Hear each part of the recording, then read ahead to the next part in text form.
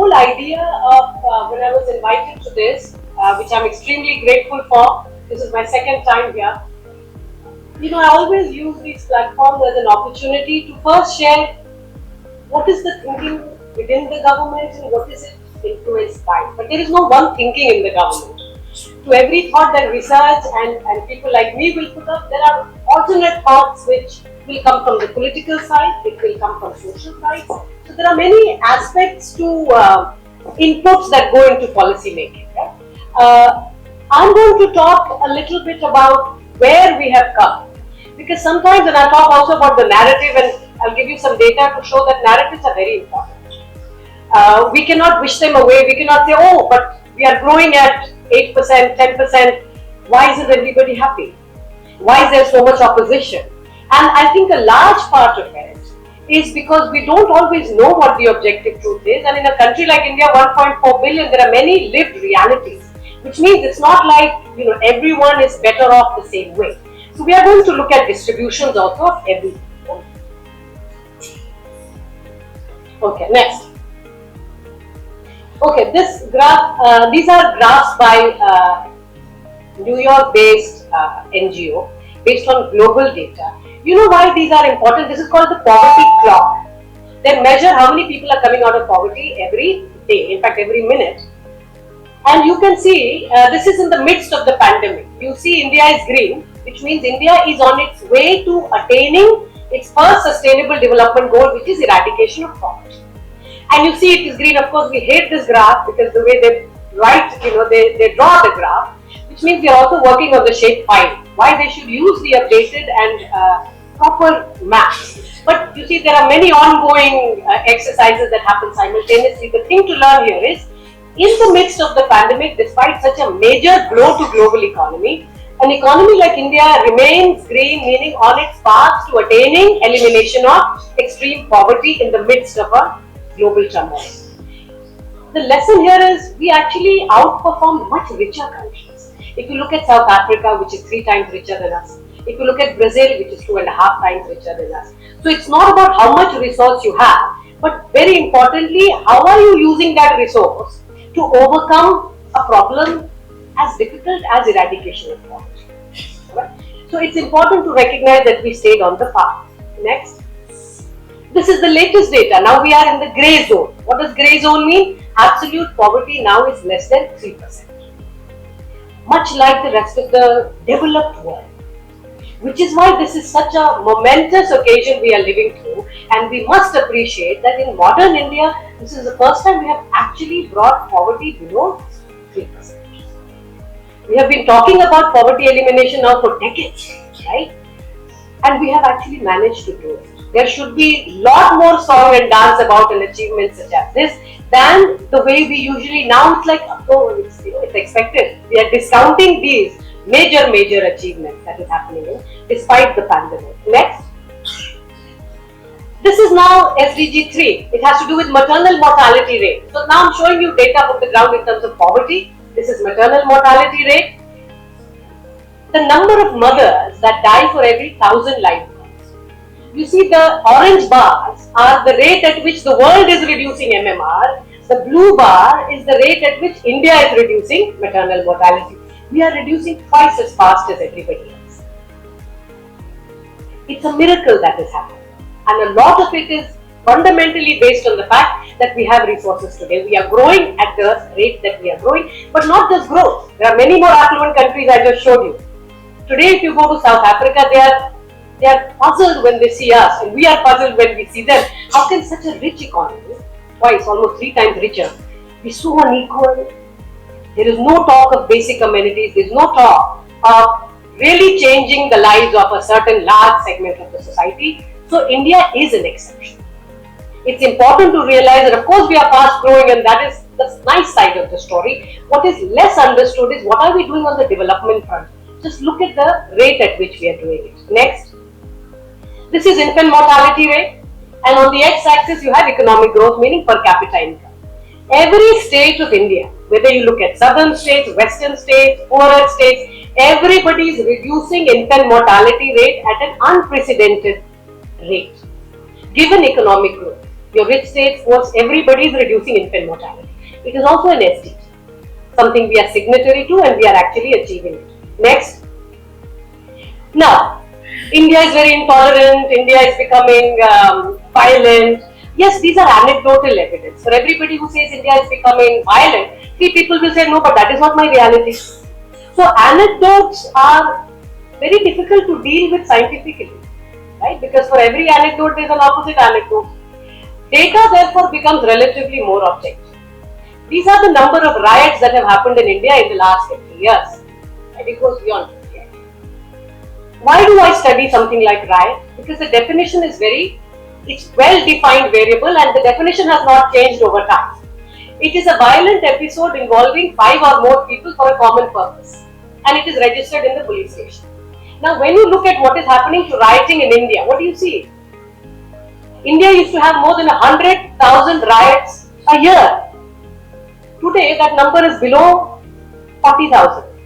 We are more peaceful today if measured objectively in terms of rioting, because it's an event that's unfolding on the streets, it's not at the borders. We are more peaceful today than we have been in the last 50 years. And when is the structural breakdown? Meaning, when does the trend break? The trend breaks in 90s. There is opportunity cost of violence. Is it because policing has become more effective or we are spending more on police? No. There has not been that kind of an impact and change in policing. People have less tolerance for that much street violence now, which is often forgotten because we are all hyper-connected on the telephone, on mobile phones. One riot is one too many. We all know about what happened in the riots in the recent few years because we are all connected. What we lose is a sense of objectivity that we used to have a lot when we speak to our parents. They'll tell you, there's so much rioting. Now it is a lot more peaceful. Next. This is crime against women, in particular rapes. Why do we study rape? Again, for the same reason, the definition has not changed. If you look at all the states of the Union, and the first graph on top is all India, you are seeing a structural break, meaning in the trend around 16, 17, 18, you are seeing a decline.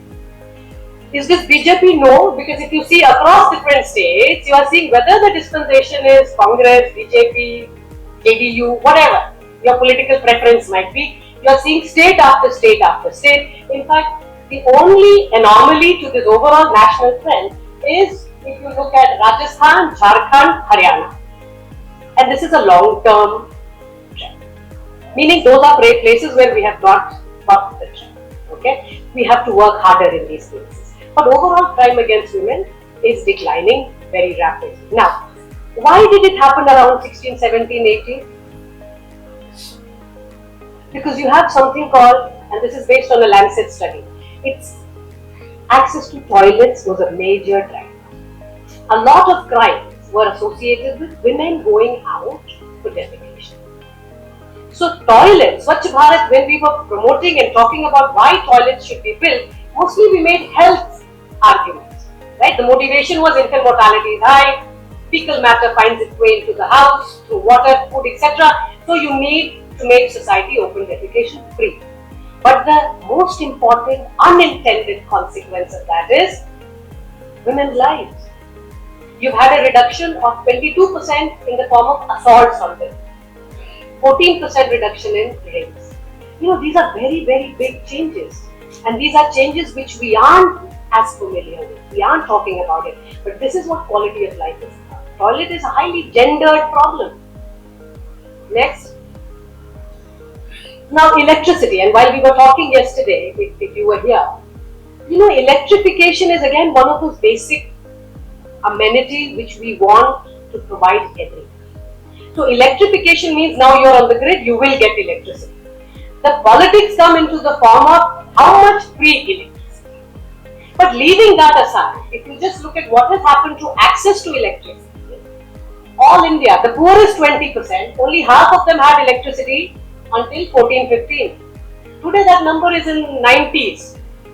Now, there is a government side of the story. The administration will tell you 100% electrification because that is administrative data. If it goes into the basti, they are electrified. But survey data becomes more powerful because the households are self-reporting whether they have it or not. And even there you are close to 90-95%. So there is real change happening. to the poorest segment of your society.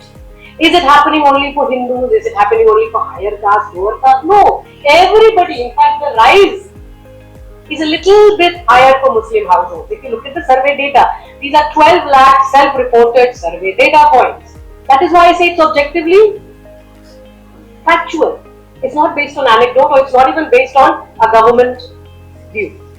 If you look at all different social classes, SCs, STs, religious groups, Hindus, Muslims, you can break the data the way you want. Everybody, and these are the poorest 20% in each of these categories, everybody has almost universal election. Next. This is the beautiful graph from a publication out of the IFRI team that just got out in Nature that Anand also talked about yesterday.